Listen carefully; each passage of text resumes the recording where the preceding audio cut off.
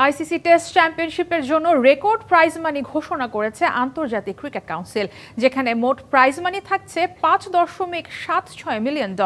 Champion দল পাবে $3.6 million, যা কিনা আগের আসরের তুলনায় প্রায় দ্বিগুণ। আগামী 11 জুন লর্ডস ক্রিকেট গ্রাউন্ডে শুরু হবে 2023-25 মৌসুমের বিশ্ব টেস্ট চ্যাম্পিয়নশিপের মেগা ফাইনাল। এই ফাইনালকে ঘিরেই ক্রিকেট প্রেমীদের মধ্যে শুরু হয়েছে নানা জল্পনা কল্পনা। এরই মধ্যে আইসিসি থেকে প্রকাশ করা হয়েছে প্রাইজ মানি, যা ছাড়িয়ে গেছে আগের সব রেকর্ড।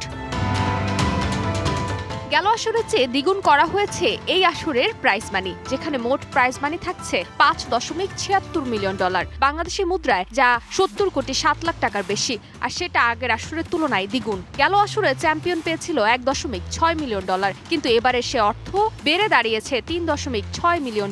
নগদ পেমেন্টে 500 টাকা পর্যন্ত ক্যাশব্যাক, আর লেনদেনে প্রতিদিন ডিপ ফ্রিজ এবং ঘন্টায় ঘন্টায় এসি টিভি সহ দারুণ সব গিফট। বাংলাদেশি টাকায় যার পরিমাণ 43.48 লাখ টাকার বেশি।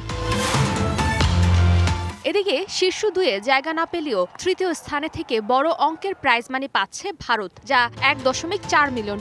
চতুর্থ স্থান পাওয়া নিউজিল্যান্ড পাবে $1.2 মিলিয়ন। পঞ্চম থেকে নবম পর্যন্ত অবস্থান করা দলগুলোর জন্য রাখা হয়েছে আর্থিক পুরস্কার। 5-এ থাকা ইংল্যান্ড পাবে প্রায় $11.5 কোটি টাকা। অন্যদিকে সপ্তম স্থানে থাকা বাংলাদেশ পাচ্ছে প্রায় $8.75 লাখ টাকা এবং লিস্টের তলানিতে থাকা পাকিস্তান পাচ্ছে $5.83 টাকার কিছু বেশি।